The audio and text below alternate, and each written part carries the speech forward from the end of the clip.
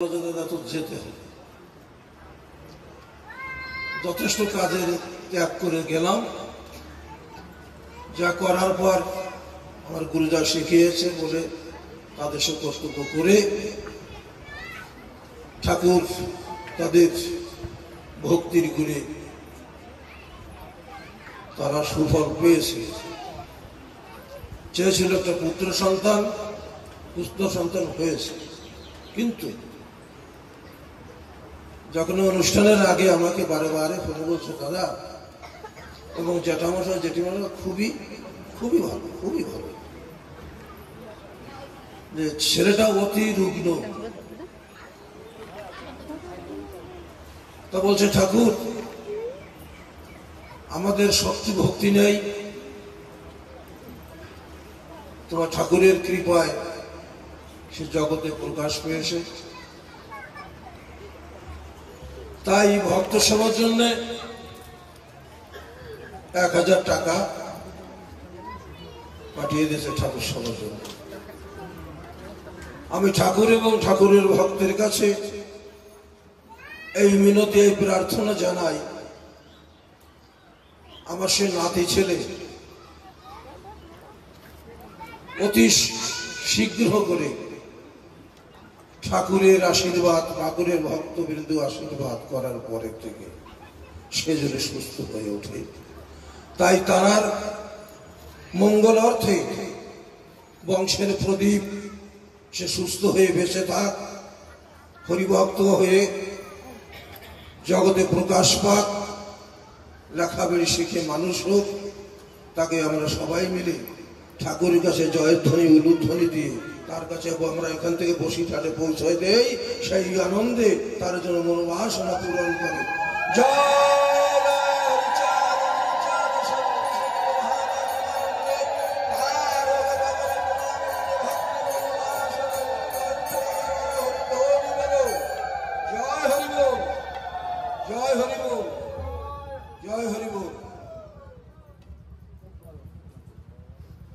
বিশ্বাস করি ঠাকুরের মুখের শরীরের তো পানি গ্রহণ করি, যে আমি হইতে আমার নাম বড়, নাম হইতে আমার ভক্ত বড়।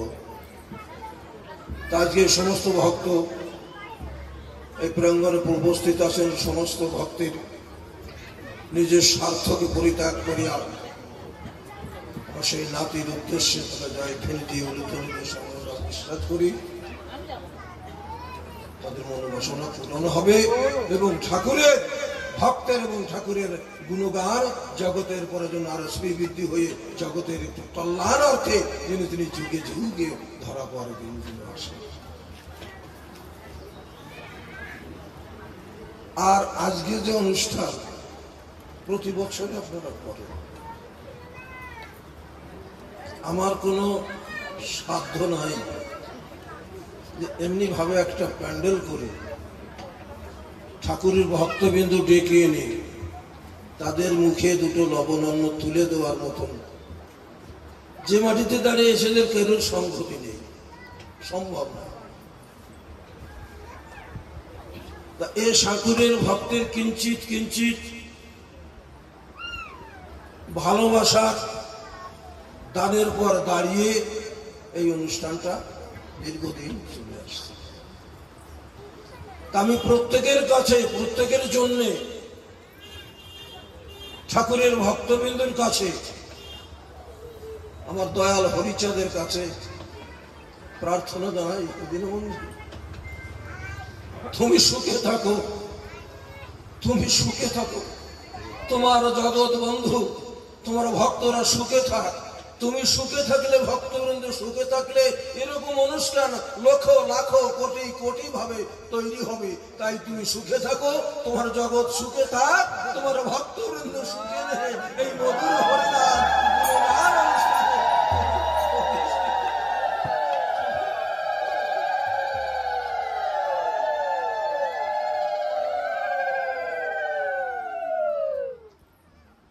আর এক মা বাতাসা দিয়ে বললো, কি বলে গেল তো কানে কানে শুনতেও পারলাম না। মনে হয় ঠাকুরের কাছে মানত করেছিল যে কোনো দুঃখের কারণ না হলে তো ঠাকুরের কাছে না অত সহজে মাথা নত করি না তো। তাই তার মনোবাসনা পূরণ হয়েছে, তার মানত ঠাকুরের কাছে পৌঁছয় দিয়েছে। ঠাকুর তুমি গ্রহণ করো, তোমার ভক্ত সবার জন্য যেন ভক্ত সবাইয়ের জন্য ভক্তরা যেন সেবা করে, তুমি গ্রহণ করো, তুমি গ্রহণ করো। এই ভক্তের আনন্দে হরিধ্বনি বলো, হরিবল, হরিবল, জয় হরিবল, জয় হরিবল।